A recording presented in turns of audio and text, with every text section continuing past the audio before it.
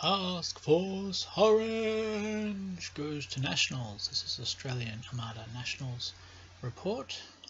It's just the weekend that's just gone as I'm recording this, and I'm going to try and do a short version of each battle as it happened. Day 1, round 1, I'm playing Steve.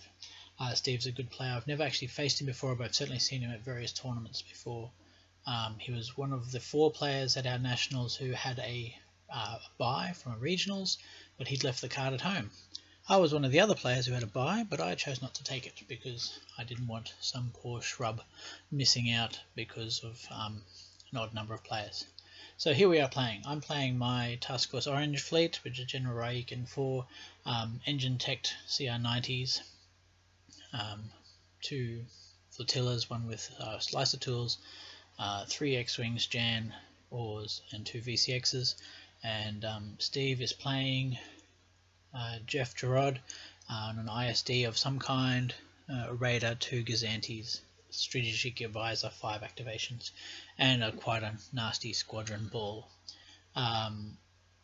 Steve had the beard, I believe, and he chose to go first, and he chose fire lanes. So I deployed with my fighters on my right, my corvettes on my left. His ISD swung in towards the fighter ball while my corvettes tried to knock out his Raider, which is just coming into the screen now. But he didn't behave foolishly with his Raider. He didn't put him in a place where I could double ram him and things like that. I think he was there trying to distract me from the main game, so I turned all my corvettes the other side. I've got one corvette which isn't in the screen at the moment, which is off behind the ISD. It's Janus Light. It's just dancing around behind there, upsetting people, doing things. Steve had a Lambda in his squadron ball, which was the only other, no, not true, but one of the only Imperial strategic I saw over the course of the weekend. You can just see Janus Light ducking back into attention there. Because I've got the activation advantage, I can wait for this ISD to come into range. So Janus has been picking at its shields from behind. My fighters are dying gloriously. One of the VCXs has escaped to play silly buggers with the tokens. But now the Star Destroyer leaps in there, takes a couple of good double arcs from 2 lots of corvettes.